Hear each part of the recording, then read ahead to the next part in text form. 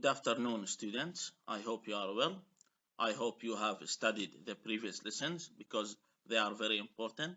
So please do not start this lesson without studying the previous lessons. So we will continue now our chemistry classes, okay?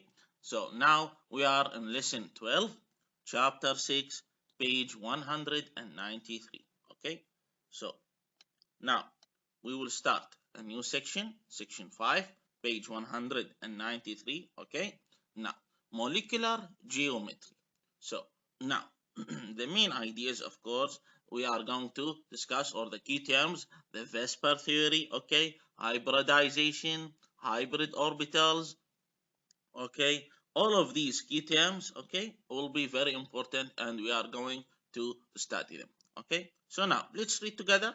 Now, the properties of molecules depend not only on the bonding of atoms, but also on molecular geometry, okay? Now, what's the meaning? Molecular geometry, it means the three-dimensional arrangement, the 3D. Now, you know, the molecule, okay, in space, it is in a three-dimensional arrangement, okay?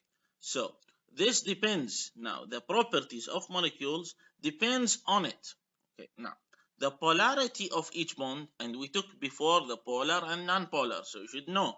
I cannot repeat, students, you should know what's the meaning of polar or polarity of each bond, along with the geometry of the molecule, determines molecular polarity or the uneven distribution of molecular charge.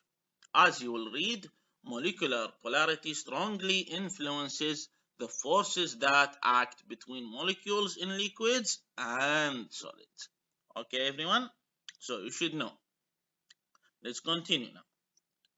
A chemical formula, okay, reveals little information about a molecule's geometry. So, for example, if I say the chemical formula for a water, H2O, it doesn't tell me the molecule's geometry. It doesn't tell me the 3D dimensional arrangement, okay? It does not tell me.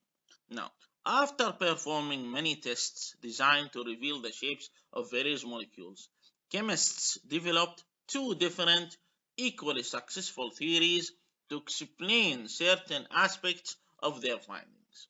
Now, one theory accounts for molecular bond angles.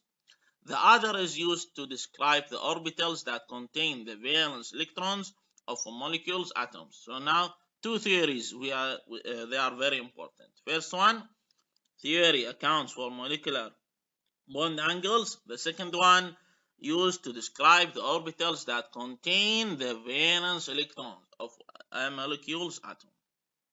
So now let's continue. The main idea here, negative particles repel and move away from each other, okay?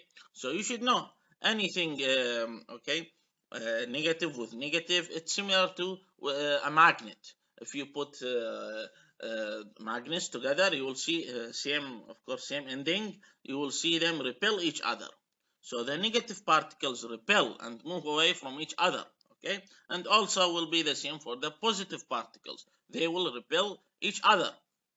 Now, as shown in figure 5.1, okay? Diatomic molecules like those of hydrogen, H2, and hydrogen chloride must be linear because they consist of only two atoms, okay? Now, to predict the geometries of more complicated molecules, one must consider the locations of all electron pairs surrounding the bonded atoms, okay? This is the basis of Vesper theory. So now, you should remember, the first theory, it's called the Vesper theory. We are going to take the definition, don't worry. But remember, it is related to what? It is related, look, the locations of all electron pairs surrounding the bonded atoms. Okay, so you should remember that. Okay, so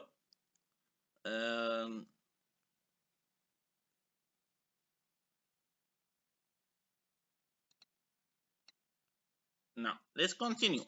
The abbreviation Vesper stands for valence shell, electron pair, repulsion. Okay, so you should remember that. Vesper, what's the meaning? Valence shell, electron pair, repulsion, referring to the repulsion between pairs of valence electrons of the atoms in a molecule. Now again, they repel each other. The negative particles, they repel each other. Okay, so the electron pairs, they will repel each other, so there will be repulsion. Now, Vesper theory states that repulsion between the sets of valence level electrons surrounding an atom causes these sets to be oriented as far apart as possible.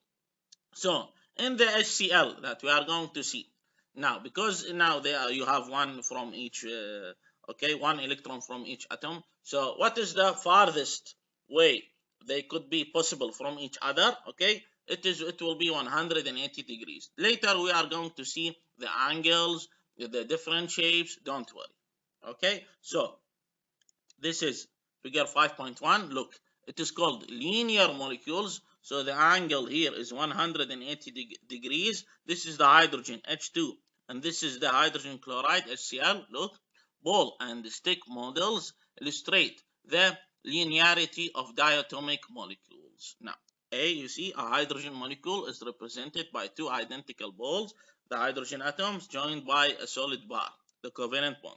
Here also the hydrogen chloride. Okay, so here, because one atom from one electron from each atom, so it will be here a single covalent bond, and the angle here is 180 degrees, so they are the farthest apart to decrease the repulsion. Okay, and actually all of this, not actually all of this, because of the repulsion, okay, between the electrons, the negative particles. Okay, everyone, so let's continue now. Let's example the simple molecule BeF2. Look here, BeF2. The beryllium atom forms a covalent bond with each fluorine atom.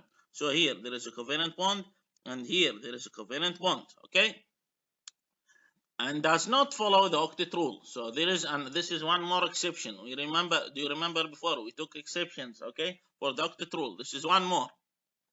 It is surrounded by only the two electron pairs that it shares with the fluorine atoms. So according to Vesper theory, the shared pairs will be as far away from each other as possible, okay, as shown in figure 5.2a. We will see it later on the next page. Okay, the distance between electron pairs is maximized if the bonds to fluorine are on opposite sides of the beryllium atom. You see, 180 degrees.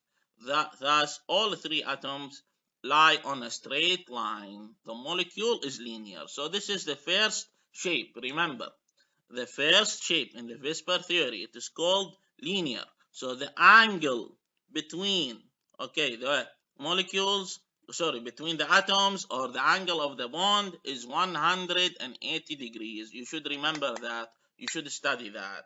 Okay, everyone? So I hope you have understood the Vesper theory. So this is the end of our lesson.